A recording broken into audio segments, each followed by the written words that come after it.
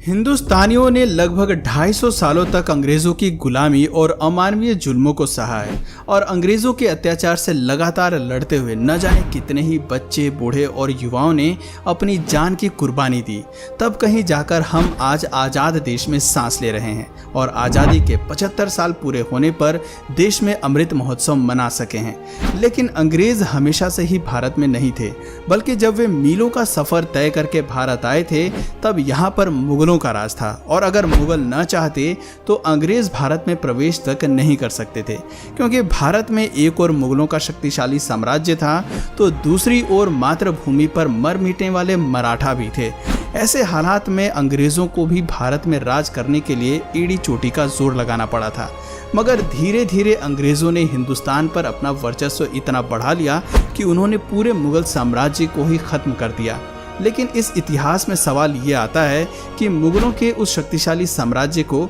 आखिर अंग्रेजों ने किस तरह खत्म किया होगा। आज की इस वीडियो में हम आपको वही दास्तान सुनाने वाले हैं। तो इसी बात पर चलिए शुरू करते हैं इतिहास के एक और नए अध्याय को। इतिहास बताता है कि 16वीं सदी के अंत में भारत इतना संपन्न था कि पूरी दुनिया में जितना उत्पादन होता था उसका लगभग 1/4 हिस्सा केवल भारत में ही उगता था और यही वजह थी कि भारत उस समय सोने की चिड़िया कहलाता था और पूरी दुनिया की नज़र इसी सोने की चिड़िया पर ही टिकी हुई थी। ऐसे में भला अंग्रेज कहाँ पीछे रहते। उस समय हिंदुस्तान में दिल्ली पर सम्राट अकबर का राज था और ऐसा माना जाता है कि अकबर अपने दौर के सबसे ज़्यादा दौलतमंद बादशाह थे। लेकिन उसी समय ब्रिटेन में भी गृह युद्ध की स्थिति बन गई थी और उस समय महारानी एलिजाबेथ प्रथम की शासनकाल में अधिकांश अर्थव्यवस्था कृषि पर ही निर्भर करती थी। अफसोस कि आपसी गृह युद्ध के चलते ब्रिटेन वैश्विक स्तर पर केवल 3 से 4% उत्पादन ही कर पा रहा था और इसी दौरान पुर्तगाल और स्पेन ब्रिटेन को पीछे छोड़कर उनके मुकाबले काफ़ी ज़्यादा तरक्की कर रहे थे। हालात इतने बिगड़ चुके थे कि ब्रिटेन के लुटेरे नाविक भी पुर्तगाल के जहाज़ों को ही लूटकर अपना काम चलाते थे, क्योंकि ब्रिटेन में लूटने के लिए कुछ बचा ही नहीं था। लेकिन उसी दौरान एक ब्रिटिश नाविक को समुद्री यात्रा के दौरान भारत की अपार संपदा और समृद्धि के बारे में पता चला और ब्रिटिश गवर्नमेंट तक ये खबर जल्द ही पहुंच गई। फिर आया समय सन 1600 का, जब 200 ब्रिटिश व्यापारियों ने मिलकर एक कंपनी बनाई और उस कंपनी का नाम रखा ईस्ट इंडिया कंपनी। और इस कंपनी के सदस्यों ने जब अपनी राजनीति और कूटनीति महारानी एलिजाबेथ को बताई तो वो भी ईस्ट इंडिया कंपनी को सपोर्ट करने के लिए तैयार हो गई। इधर भारत में इसी बीच बादशाह अकबर की मौत हो चुकी थी और अकबर के बाद मुगल बादशाह के तख्त पर अकबर के बेटे जहांगीर की ताजपोशी कर दी गई। साल आ चुका था 1608 का। इधर जहांगीर दिल्ली के तख्त पर अंग्रेजों की चाल से बेखबर हिंदुस्तान पर राज कर रहा था और उधर कैप्टन विलियम हॉकिंस समुद्री रास्ते से गुजरात के सूरत में अपने कुछ व्यापारी जहाजों के साथ प्रवेश कर चुके थे और बस उनके आगमन के साथ ही भारत पर ऐसी काली छाया मंडराने लगी कि जिसने भारत को ऐसा काला इतिहास दिया जो सृष्टि के अंत तक भी भुलाया नहीं जा सकेगा।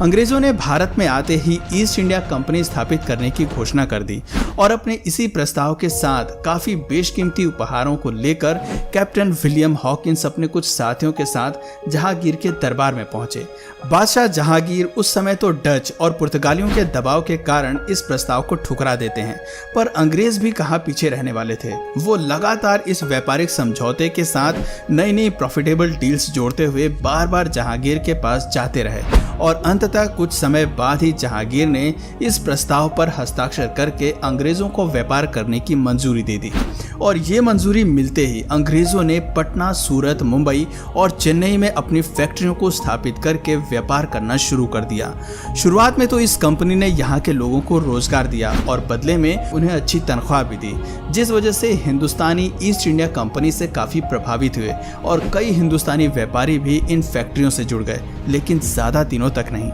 पूरे भारत में ईस्ट इंडिया कंपनी का व्यापार बढ़ता ही चला जा रहा था और अपने बढ़ते व्यापार की वजह से अंग्रेजों के मन में इतना ज़्यादा लालच बढ़ गया कि उन्होंने भारत की सत्ता पर ही कब्जा करने की योजना बना डाली और इसी उद्देश्य से 1686 में ब्रिटिशों ने मुगलों के खिलाफ जंग छेड़ दी और औरंगजेब से हुई इस जंग में मुगलों ने ब्रिटिशर्स को बुरी तरह से हरा दिया। इस हार से ब्रिटिशर्स को एक बात तो समझ में आ गई थी कि मुगलों को वो जंग लड़कर तो हरा नहीं सकते, लेकिन उन्हें भारत पर कब्जा भी करना था, जिसके लिए उन्होंने वो कूटनीति अपनाई जिसका फायदा वर्षों बाद भी आज तक भारत के धूर्त नेता उठाते हैं और राज करते हैं। और वो कूटनीति थी डिवाइड एंड रूल की, यानी आपस में फूट डालो और इन पर राज करो। जंग में हारने के बाद ब्रिटिशर्स ने औरंगजेब से माफी मांगते हुए ये वादा किया कि वो दोबारा ऐसी गलती कभी नहीं करेंगे, और औरंगजेब ने भी उन पर कुछ जुर्माना लगाते हुए उन्हें माफ कर दिया और अपना व्यापार उसी तरह चालू रखने की आज्ञा भी दे दी।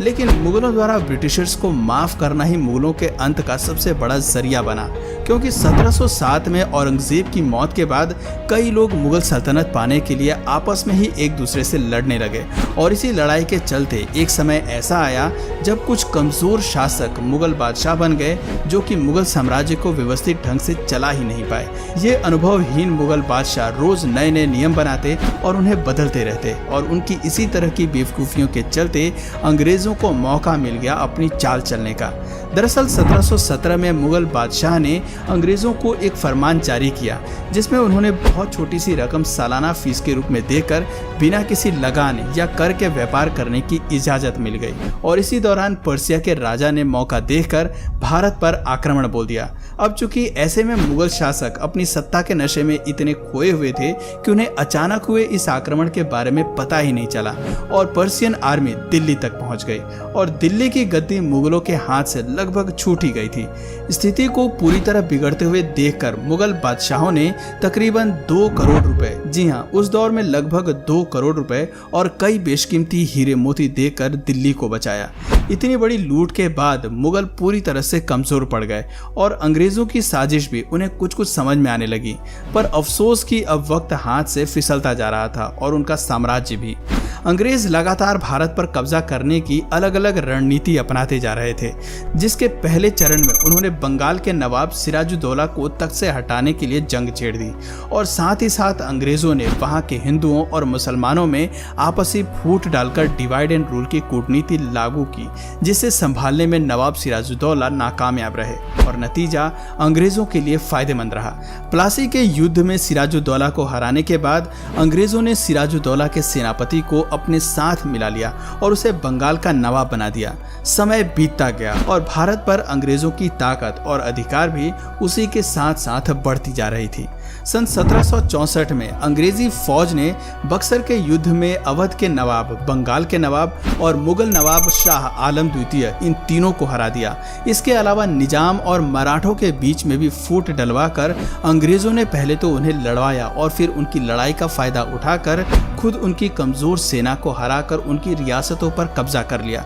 और अंग्रेजों ने अपनी इसी रणनीति और कूटनीति को अपनाते हुए 18वीं सदी तक भारत के लगभग हर एक क्षेत्र पर अपना संपूर्ण कब्जा जमा लिया, जिसके बाद उन्होंने व्यापार और अपने अधिकार क्षेत्र की अन्य कई चीजों पर अपनी मनमर्जी के टैक्स लगाकर भी काफी कमाई करी और भारत को अंदर तक लूट लिया। अंग्रेजों को अभी भारत में पूरी तरह से राज करने के लिए कुछ भारतीयों को भी अपने साथ शामिल करना था, और उन्होंने उन बड़े जमींदारों को अपने साथ मिला लिया जिनसे उन्हें आगे चलकर काफी फायदा हो सकता था। यूं तो अंग्रेजों ने भारत में कुछ बहुत अच्छे काम भी किए, जैसे कि एजुकेशन पॉलिसी लागू करना, रोड कंस्ट्रक्शन, रेलवे वगैरह लाना, जिस वजह से कई समाज सुधारक अंग्रेजों से प्रभावित हुए और उनका साथ देने लगे। मगर यही विश्वासघात की वजह थी कि 1857 की स्वतंत्रता क्रांति के दौरान कई बड़े जमींदार और समाज सुधारक अंग्रेजों के साथ हो गए थे, जिसकी वजह से आगे चलकर अंग्रेजों को भारत पर जीत हासिल करने में मदद मिली।